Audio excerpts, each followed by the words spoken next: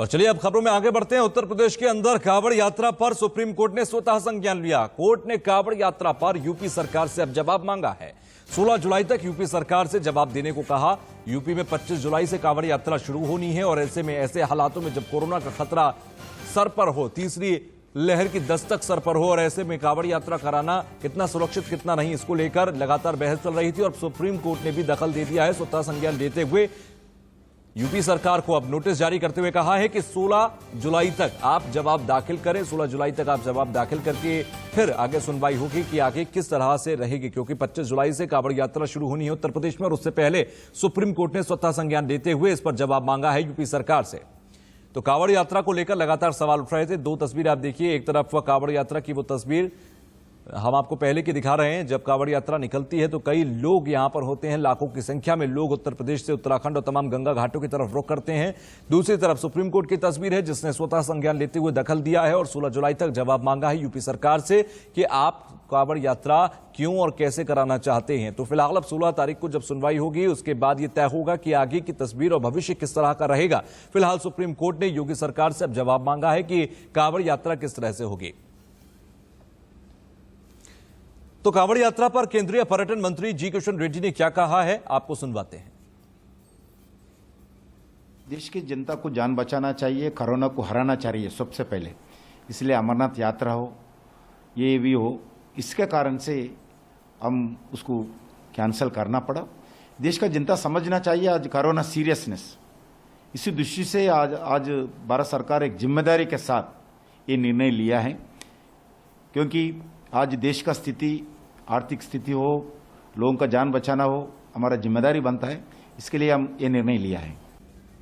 दिल्ली से मेरे सहयोगी आशीष सिन्हा जुड़ गए हैं। आशीष, सुप्रीम कोर्ट ने स्वतः संज्ञान लिया है कांवड़ यात्रा को लेकर, क्या कुछ कहना है सुप्रीम कोर्ट का?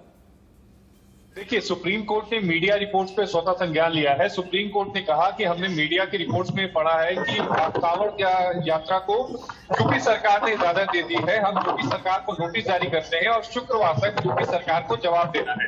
दरअसल यूपी सरकार ने कल ही कांवड़ यात्रा को यूपी में मंजूरी दी थी। शर्त ये लगाई थी कि कोविड के नियमों का पालन करना होगा और जो भी व्यक्ति कांवड़ यात्रा में शरीक होता है उसे RT-PCR अपनी रिपोर्ट देनी पड़ेगी। लेकिन चूंकि इतना बड़ा कांवड़ यात्रा होता है यूपी में, बड़ा मुश्किल है कि संभव हो पाना कि सबकी RT-PCR रिपोर्ट देखी जाए। शायद ये एक वजह हो सकती है कि सुप्रीम कोर्ट ने यूपी सरकार को नोटिस जारी किया है। बहरहाल यूपी सरकार को शुक्रवार तक सुप्रीम कोर्ट को जवाब देना है और ये बताना पड़ेगा कि आखिर कोविड का जब तीसरे वेव एकदम करीब है, जो हमारे डॉक्टर्स हैं वो बार बार कह रहे हैं कि भीड़ भाड़ ना लगने दिया जाए, उसके बावजूद इतने बड़े इवेंट को, कांवड़ यात्रा को कैसे इजाजत दी जा रही है, जबकि ठीक पड़ोसी राज्य उत्तराखंड ने कांवड़ यात्रा को रद्द कर दिया है। ठीक है, शुक्रिया हमसे जुड़ने के लिए। कुल मिलाकर कांवड़ यात्रा को लेकर अब सुप्रीम कोर्ट आगे तय करेगा कि ये कांवड़ यात्रा होगी या नहीं होगी। फिलहाल खबरों में हम आगे बढ़ते हैं। कोरोना से जुड़ी एक बड़ी खबर आपको दे दें कि 24 घंटे के अंदर कोरोना के 38,792 नए केस सामने आए। एक दिन में कोरोना से 624 मरीजों की मौत हुई है। वहीं 24 घंटे में 41,000 लोग ठीक भी हुए हैं। तो देश में कोरोना का रिकवरी रेट बेहतर हुआ है। 97.28% इस वक्त कोरोना का रिकवरी रेट है। तो 24 घंटे में 41,000 लोग ठीक हुए, 38,000 से कुछ ज्यादा मरीज सामने आए हैं। तो कोरोना की दूसरी लहर का कहर लगातार जारी है और तीसरी लहर का खतरा लगातार बना हुआ है। इसके बावजूद लोगों की लापरवाही लगातार बढ़ती जा रही है। ये गाजीपुर सब्जी मंडी और कानपुर सब्जी मंडी की आप तस्वीर देखिए। दोनों तस्वीरों को देखकर आपको समझ में आएगा, लोग सोशल डिस्टेंसिंग को छोड़िए, मास्क लगाना भी भूल चुके हैं। ज्यादा वक्त नहीं हुआ दूसरी लहर के कहर को, और ऐसे में दूसरी लहर के कहर को भुलाकर और तीसरी लहर जब सर पर दस्तक देने को तैयार है, ऐसे वक्त में लोगों की ये लापरवाही कितनी भारी पड़ सकती है, इसका अंदाजा आप स्वयं लगा सकते हैं। तो ऐसे में ये दो तस्वीरें गाजीपुर मंडी और कानपुर सब्जी मंडी की। एक और बड़ी खबर हम आपको दे रहे हैं। मानसून सत्र से पहले मोदी कैबिनेट की बैठक है और पीएम आवास पर कैबिनेट की अहम बैठक लगातार अब चल रही है। संसद के मानसून सत्र की रणनीति पर मंथन हो रहा है। 19 जुलाई को संसद का मानसून सत्र शुरू हो रहा है और शाम 4 बजे मंत्रिपरिषद की भी आज मीटिंग होगी। तो प्रधानमंत्री से आमने सामने बैठकर कैबिनेट मंत्री बातचीत कर रहे हैं। ये बेहद महत्वपूर्ण बैठक चल रही है इस वक्त और मानसून सत्र को लेकर यह बैठक चल रही है कि किस तरह से सरकार के कामकाज को मानसून सत्र में आगे बढ़ाना है। मानसून सत्र से पहले यह बैठक शाम 4 बजे, फिर मंत्रिपरिषद की भी बैठक की जाएगी। तो मोदी कैबिनेट की इस वक्त बैठक चल रही है दिल्ली में पीएम आवास पर, और पीएम आवास पर प्रधानमंत्री अपने तमाम कैबिनेट मंत्रियों से बातचीत कर रही है। मानसून सत्र को लेकर बातचीत हो रही है क्योंकि नए नवेले मंत्री होंगे इस लोकसभा के अंदर या संसद के अंदर और तमाम विभागों के कामकाज को रखेंगे, तो उसको लेकर चर्चा चल रही है। राहुल गौतम हमारे साथ जुड़ गए हैं। राहुल, इस वक्त पीएम आवास पर जो बैठक चल रही है उसको लेकर क्या चर्चा है, किस तरीके की बातों पर चर्चा चल रही है अंदर? देखिए, ये बहुत महत्वपूर्ण बैठक है। आप जानते हैं कि अगले हफ्ते से मॉनसून सेशन शुरू होने वाला है और उससे पहले प्रधानमंत्री ने ये कैबिनेट बैठक बुलाई है। जो एजेंडा है इस बैठक में वो बताया जा रहा है कि जो सबसे इंपॉर्टेंट है वो फ्लोर मैनेजमेंट की किस तरीके से जो पार्टी है वो अपने मुद्दों को आगे रखेगी, सरकार जो है वो अपने एजेंडे को आगे बढ़ाएगी लोकसभा राज्यसभा के अंदर। इसके अलावा जो बारिश, आप जानते हैं कि कई देश के क्षेत्रों के जो मॉनसून वीक रहा है या कमजोर रहा है, उसकी वजह जो नुकसान हुआ है किसानों को और फसलों को, उसको लेकर भी चर्चा हो सकती है। तो आप ये मान के चलिए कि आज या कल में कुछ घोषणाएं सरकार द्वारा किसानों के भले के लिए या वेलफेयर के लिए की जा सकती हैं। इसके अलावा एक और महत्वपूर्ण बैठक होगी जो कि आज तकरीबन 4 बजे शुरू होगी, जिसके अंदर पूरा मंत्रिमंडल यानी जितने भी कैबिनेट मंत्री हैं उनके अलावा इंडिपेंडेंट चार्ज और एमओएस जो है वो राज्य मंत्री वो सब मौजूद रहेंगे और उसके अंदर कोविड मैनेजमेंट को लेकर बातचीत होगी। किस तरीके से वैक्सीन की जो गति कम हो गई है, आप जानते हैं कि भारत के अंदर रोज 1 करोड़ लोगों को वैक्सीन लगाने का जो था लक्ष्य था, लेकिन जो अब नंबर है वो 30-40 लाख तक आ गया है। तो किस तरीके से वैक्सीन कवरेज को आगे बढ़ाना है उस पर चर्चा होगी। बहुत महत्वपूर्ण बैठक है ये दोनों, क्योंकि पहली बार 1 साल के बाद प्रधानमंत्री मिल रहे हैं अपने मंत्रिमंडल के साथ में, और जो फ्लोर मैनेजमेंट है, जो मॉनसून सेशन है, वो सबसे ज्यादा चर्चा में रहेगा। ठीक है राहुल, आप हमारे साथ बने रहिए। एक और खबर पर मैं आपके पास लौटकर आता हूं।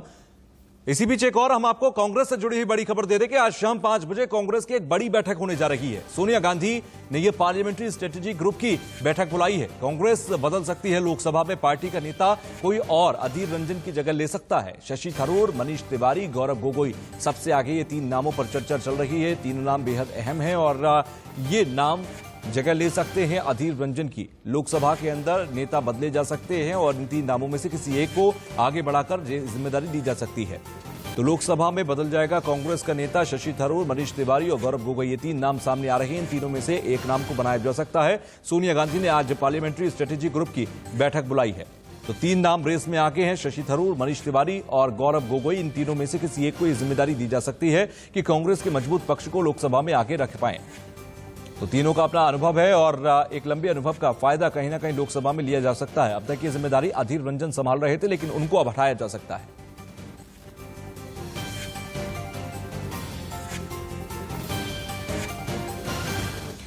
खबरों में आगे बढ़ते हैं। महाराष्ट्र कांग्रेस अध्यक्ष की हाईकमान से शिकायत है। यह सूत्रों के हवाले से हमें खबर मिल रही है। नाना पटोले की कांग्रेस हाईकमान से शिकायत देखने को मिली है। शिवसेना एनसीपी ने दिल्ली में की पटोले की शिकायत। नाना पटोले की बयानबाजी के बाद शिकायत की गई है, सूत्र बता रहे हैं। कई मंत्री भी नाना पटोले के बयान से नाराज हैं। तो शिवसेना एनसीपी ने दिल्ली में नाना पटोले की शिकायत की है। नाना पटोले की बयानबाजी के बाद यह शिकायत की गई है और सूत्रों के हवाले से खबर है कि कई दूसरे मंत्री भी नाना पटोले के बयान से काफी नाराज चल रहे हैं। तो महाराष्ट्र कांग्रेस अध्यक्ष की हाईकमान से शिकायत देखने को मिली। दिल्ली में आकर शिकायत की गई है। नाना पटोले की कांग्रेस हाईकमान से शिकायत की गई। तो वहीं महाराष्ट्र कैबिनेट में एक बड़ा फेरबदल भी हो सकता है। सूत्र ये बताते हैं कि अपने 2 मंत्रियों को लेकर कांग्रेस बदलाव कर सकती है। मंत्रियों की परफॉर्मेंस के आधार पर यह फैसला होगा। जल्द ही मंत्रिमंडल फेरबदल की घोषणा की जा सकती है। सूत्रों के हवाले से खबर, अपने 2 मंत्रियों को कांग्रेस बदल सकती है।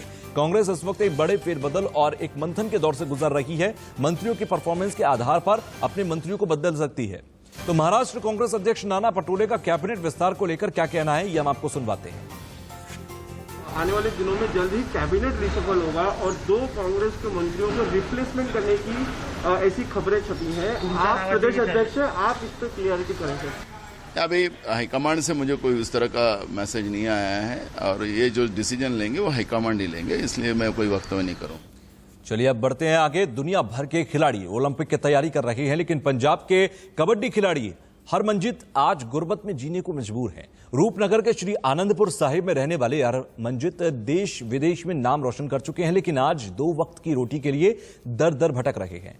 हरमनजीत ने सरकार पर अनदेखी का आरोप लगाया है। आज वो बेरोजगार हैं। वहीं सही डाइट न मिलने की वजह से उनका वजन लगातार कम हो रहा है। हरमनजीत का कहना यह है कि अगर उसे नौकरी नहीं मिली तो खुदकुशी करने को वो मजबूर हो जाएंगे। वहीं हरमनजीत के कोच हरवंश सिंह भी उनकी हालत को लेकर मायूस दिखाई दे रही हैं। तो इंडिया न्यूज ने कबड्डी खिलाड़ी हरमनजीत से खास बातचीत की है। आपको सुनवाते हैं क्या कहना है हरमनजीत का। हम पहुंच चुके हैं जिला रूपनगर के गांव मंगेवाल, जो श्री अनंतपुर साहब के बिल्कुल नज़दीक है।